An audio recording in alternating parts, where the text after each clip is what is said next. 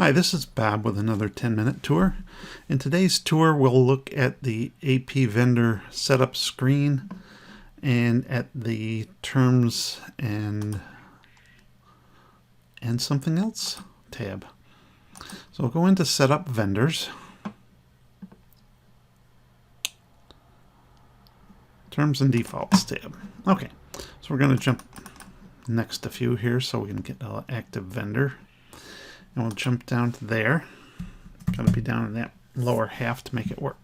Okay, we'll shoot through some of these boxes and how they get filled out and so on. So discount percent is a number. It can be 2 dot and then 3 decimals. So it could be like 12.375 for 12 3/8%. Not many are going to give that, but it does permit it. So you put a percent in there, and if this vendor takes discounts, you'd use whatever discount term they give you as far as a percent. So on this one we'll put just a 2%, and say they give you that discount in 10 days. So you can put in a 10 there. Now what it's going to age that from is what you set up in AP settings. So I'm going to cancel out of here so we can go see it.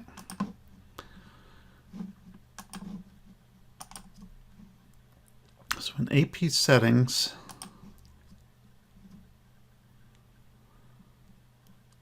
you have put in how you want dates done. And so payment date, accounting date, date received, calculates discount and payment dates based on either the invoice date or the date received.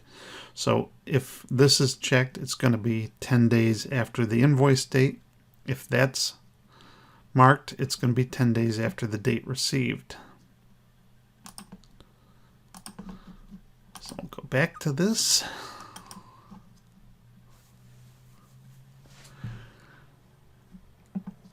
And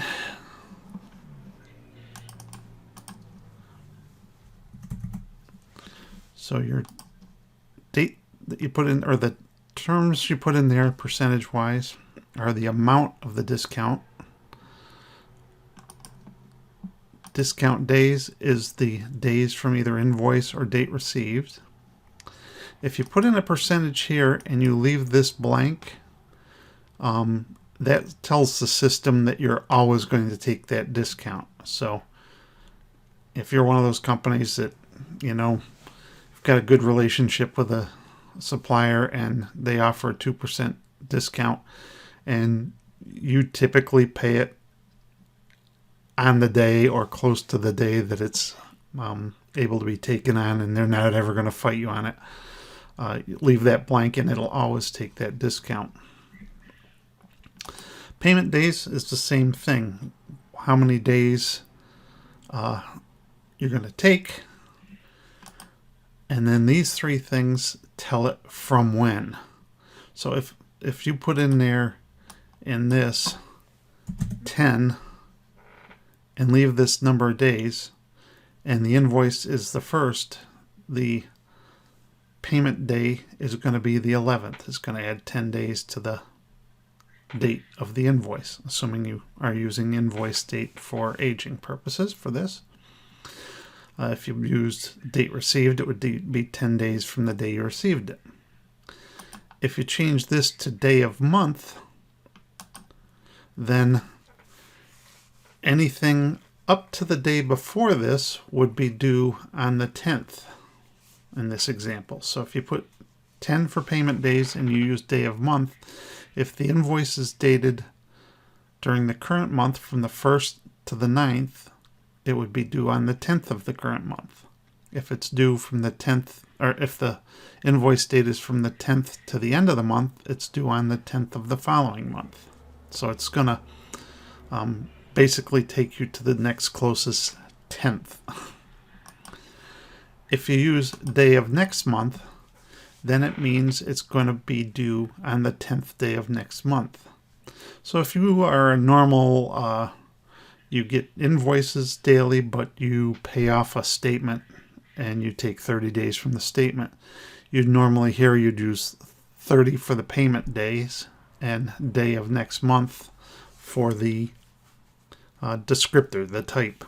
That way, any invoice from the 1st to the 30th is going to be due on the 30th of next month. You'll get your statement at the end of the month, and it's due 30 days from that.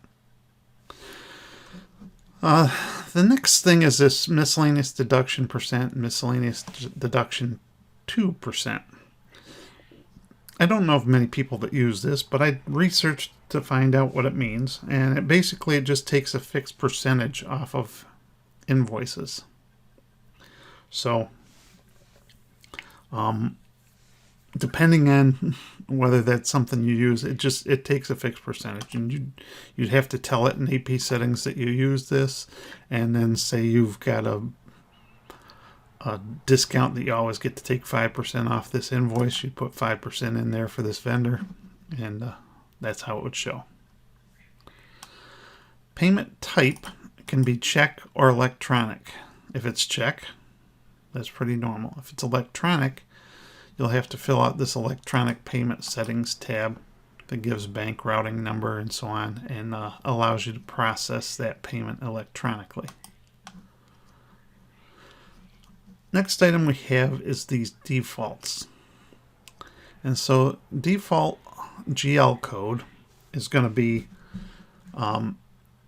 one that you use pretty much all the time for this type of vendor. So say this is a gas company, your local filling station or whatever. And you have a GL code that you always use for that. You'd put it there. If you have prefixes and you have to break this out by prefix, so say each division you keep their gas usage separate, you just would put the 4 or however many character base account you have. So if I go in here and list, you'll see we have a prefix and then 4 following base numbers. If you want it to always use the full account, you put the full account in here. If you want it to use just the base account, you just put like the 1110 in here, and it would at invoice entry would require you to put the prefix in. The way the GL account comes to be is, first, if it's a job cost distribution line, it's going to pull the GL code from the job cost tables. So it would ignore this. If it's not from there, it's going to enter it. It's going to take it from this entry. So one of the two places is where it's going to pull it from. And you can, if you leave this blank, you can always enter it at the time of invoice entry. Credit card payable is the same thing. If there's a credit card account you use, you can put it here. If you put it here, it'll use this. If you don't put it here, it'll take the credit card account that you set up under AP settings. And if you didn't set up a credit card account under AP settings, it's going to use the credit card, or it's going to use your AP liability account, so your AP account number, not a separate one for the credit card. Job cost code, JC job cost code, is one that we would use frequently for this. So there again, say this is a fuel company and they fill up fuel on site, and you've got a cost code that you always use for on-site fueling. You'd put that cost code here, and you'd put the category that it's tied to here. By default, you'll get boy, I'm lost on this one, aren't I?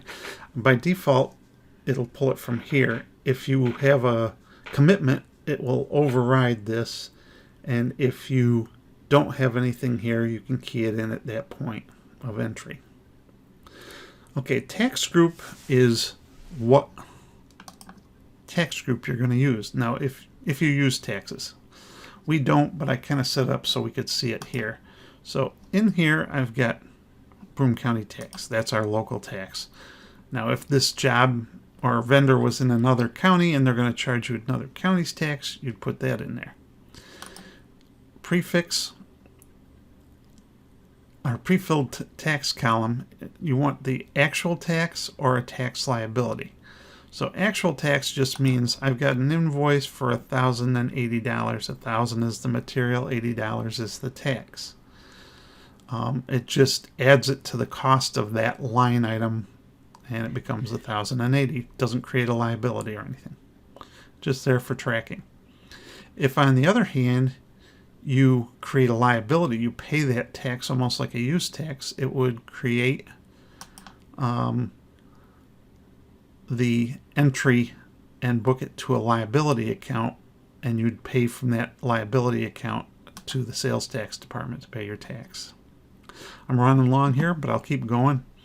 These three are customizable titles that you can go in and change. You can see right now I don't have them set to work other than voucher number. They give examples of what some of this stuff might be used for, so I'm going to click on this and click here to sort of get a quick idea. For example, the code could be used to classify your subcontractors by the type of the work they do. So you can put stuff like that in there. You could put, say you do keep a voucher system, so every purchase has to have a voucher number. You can put that there, and that voucher number has to go on that invoice. And it gives you a way to track and make sure everything ties out. I don't know of a lot of people that use all these, but if you do, that's what they're there for. All right, and that's it for today's 10-day tour, 10-minute tour. I will catch you next time. Thanks. Bye now.